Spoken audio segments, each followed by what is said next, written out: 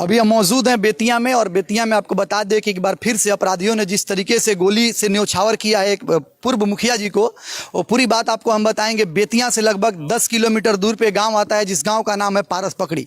यहाँ के पूर्व मुखिया थे श्री जितेंद्र सिंह जी, जिनको कल रात को अपराधियों ने लगभग 1 नहीं 2 नहीं 10 नहीं लगभग दर्जनों गोलियां जो है उनके सीने में उतार दिया है, जिससे मुखिया जी की जो मृत्यु थी वो जगह पे ही हो गई। और अभी हम कैमरामैन से कहेंगे कि कैमरा को घुमाइए, और उनके आवास पे हम आए हुए हैं जहाँ पे आप देख सकते हैं कि इतनी बारिश में मुखिया जी को चाहने वाले उनके लगभग पूरे पंचायत के सभी लोग आ चुके हैं। तमाम लोग उनके क्षेत्र के यहाँ पे मौजूद हैं जिनसे हम जानने का प्रयास करेंगे। क्या नाम हुआ आपका? शेख मुश्ताक नाम है मेरा। आप कौन है इस पंचायत के? सरपंच साहब हैं। अच्छा, कब हत्या हुई थी मुखिया जी की? ये कल 9 साढ़े 9 बजे के आसपास की बात है। आप लोगों को खबर कब मिला था? 10 बजे के आसपास। और मुखिया जी का पहले किसी और से दुश्मनी? अभी मुझे मालूम नहीं है। तो होता है ना किसी और से तकरार। मुखिया जी अभी कब मुखिया थे, कौन से सन में मुखिया थे? 2001 से 6 और 16 से 21। अभी वर्तमान समय में क्या कर रहे थे? ये ठेकेदार बहुत बड़ा, जिला के बहुत बड़ा ठेकेदार थे। हत्या जो है कहीं ठेकेदारी का मामला तो नहीं हो सकता है? हो सकता है। अच्छा, और तमाम बहुत सारे लोग हैं। और किस तरीके के आदमी थे जितेंद्र सिंह जी? बहुत बढ़िया आदमी थे, कहा जाए तो यहाँ के एक शान थे। एक शान चला गया है यहाँ से, और बहुत ही गरीबों की मसीहा कहा जा सकता है। कोई भी वर्ग हो, किसी भी व्यक्ति के लिए वो एनी टाइम खड़े रहते थे, किसी भी समय, रात हो या सुबह हो, जब जो भी यहाँ आता था उनके हर काम में वो प्रयासरत थे कि किसी तरह उसको सफल किया जाए। और ऐसे व्यक्ति की हत्या समाज के लिए एक बहुत बड़ी क्षति है, और ये प्रशासन पर सीधा सवाल उठाता है कि अगर 1 दर्जन गोलियां किसी के सीने में लगातार उतार दी जाए तो बेतिया के लिए ये काफी दुर्लभ घटना है। कितनी गोलियां लगी है मुखिया जी को? लगभग 30 गोलियां तो उनको लगी है। अब सोचिए किसी के शरीर में अगर 30 गोलियां लग गई है तो कितनी गोलियां चली होगी, कितनी देर तक गोलियां चली होगी, और कितने दिन से ये साजिश रची गई होगी ताकि इतनी गोलियों की व्यवस्था की जाए, इतना हथियार कहाँ से लाया जाए, और फिर भी प्रशासन के कानों के पास जू तक नहीं रहेगा। ये काफ़ी बड़ी घटना है पूरी बेतिया के लिए। पहले से ही बेतिया खबरों में रहा है गोलीबारी के लिए, ये सब कोई जानता है। और ये कहीं ना कहीं चूक है प्रशासन की, क्योंकि पिछले साल भी इनके लड़के के ऊपर चाकू से हमला किया गया था और उसके बाद कोई एक्शन नहीं लिया गया। और ये कहीं ना कहीं कहा जा सकता है कि प्रशासनिक विभाग की चूक है। इतनी बड़ी घटना कैसे हो सकती है इतने बड़े शहर में, बेतिया जैसे शहर में, जहां एसपी डीएम सब कोई बैठता है, और वहां इतने सारे गोलियां एक आदमी के ऊपर बरछावर कर दी जाती है। करीब 9 बजे शाम के करीब की घटना है ये। इनके बेटे के ऊपर आप बता रहे हैं कि चाकू से वार किया गया था। कितने साल पहले का घटना? पिछले साल की घटना है। उसके बाद कोई एक्शन नहीं लिया गया। अगर एक्शन लिया गया होता तो आज इनकी मौत नहीं होती, और आज एक व्यक्ति, ऐसे व्यक्ति को हम लोग नहीं खोते जो समाज के लिए एनी टाइम कार्यरत रहते थे, और जितना सहयोग हर गरीबों के लिए, किसी से भी आप पूछ सकते हैं कि किसी के काम में वो हर दम खड़ा रहते थे, कहीं रहे, एक फोन जाने पर कभी भी उनका रिस्पॉन्स जाता था। ऐसे व्यक्ति की हत्या पूरे समाज के लिए काफ़ी माने क्षति की स्थिति कही जा सकती है, और सब कोई काफ़ी निराश है। जब इनके बेटे के ऊपर चाकू से हमला किया गया था उस समय किसी से मतलब शक हुआ था या किसी के ऊपर एफआईआर? तो कोई शक, कोई एफआईआर अभी तो पुलिस की काम है। और पुलिस अगर किसी को नहीं ढूंढ पा रही है तो ये तो प्रशासनिक नाकामी है।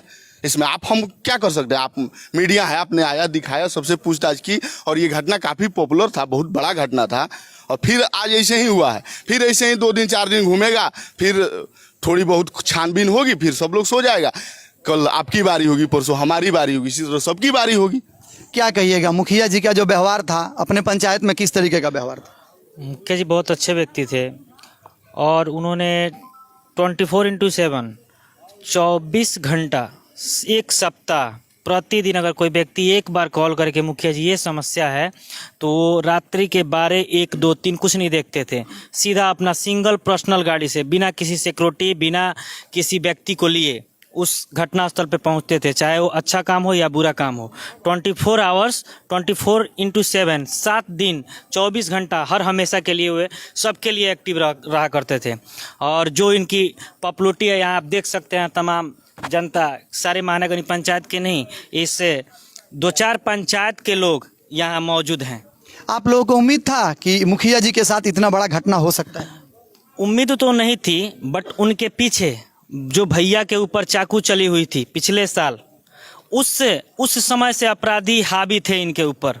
उस टाइम अगर प्रशासन एक्शन ली होती, कुछ एक्शन ले करके, कुछ नाम चयनित करके एफआईआर करके जेल वेल में कुछ रहा करते लोग, तो आज के डेट में ये घटना इतनी बड़ी अंजाम नहीं देते अपराधी।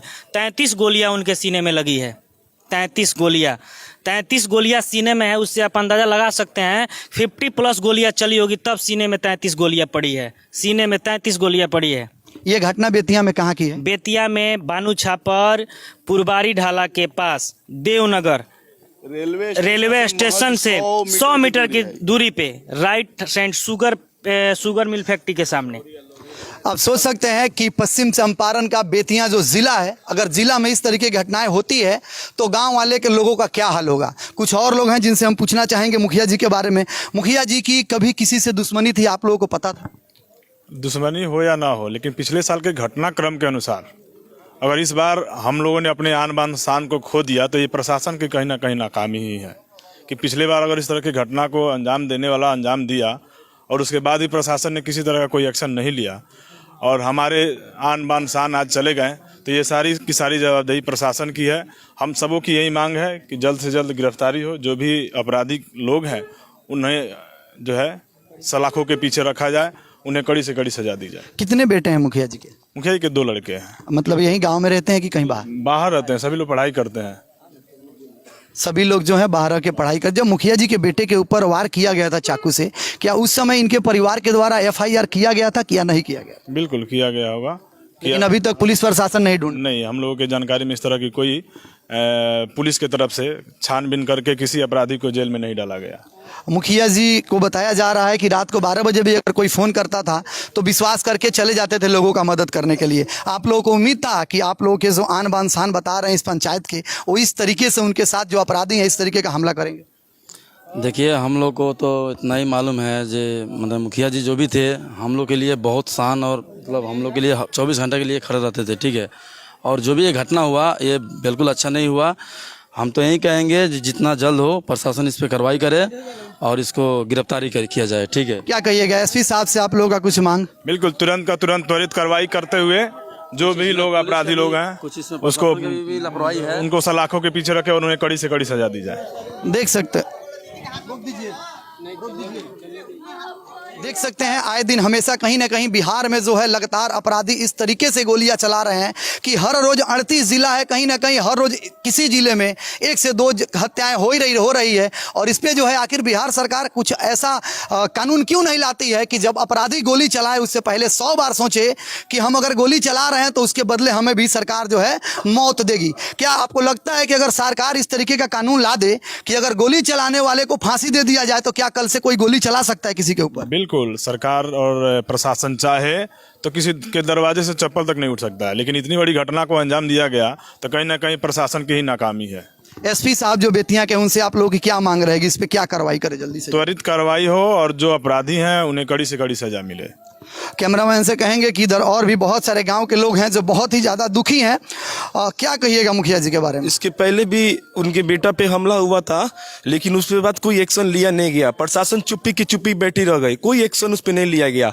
आज आए दिन मतलब घटना हो रहा है, उनका भी कोई इल्जाम नहीं, इनको भी उनको ये किया गया। आप कहाँ से हैं? हम बेतिया से है। मेरा उनके बिल्डिंग में मेरा दुकान है, लाल बरियार चौक में मेरा दुकान है। ऐसा तो नहीं है कि प्रशासन जो है किसी नेता या किसी बड़े जो अपराधी हैं उनकी ऊपर दबाव ज़्यादा महसूस कर रही है? अब ये हम नहीं बता सकते हैं, लेकिन उनके इसके पहले भी उनको मतलब ऋषु भैया को डैगर मारा गया, उनको लंच में लगा डैगर मारा गया। उसके बाद भी मतलब लोग प्रशासन ने कुछ उनको नहीं कुछ कर पाए। देख सकते हैं मुखिया जी का व्यवहार ऐसा है कि ये बेतिया से हैं, ना उनके रिश्तेदार हैं और ना उनके पंचायत के हैं, फिर भी ये रो रहे हैं। पूरा पंचायत लगभग रो रहा है, इतना बारिश हो रहा है और इतने बारिश में लगभग यहाँ पे इतने लोग आए हैं कि आप देखेंगे तो हैरान हो जाएंगे। बाकी हम यहाँ पे मौजूद हैं। मुखिया जी का जो शरीर है, बॉडी है, वो पोस्टमार्टम करके उनके घर पे लाया गया है। बाकी आगे जो भी उनके लड़के लोग आते हैं, बाहर रहते हैं, थोड़ी देर में पहुँचने वाले हैं, जो भी हमें प्रतिक्रिया मिलेगी हम आप तक पहुँचाने का प्रयास करेंगे।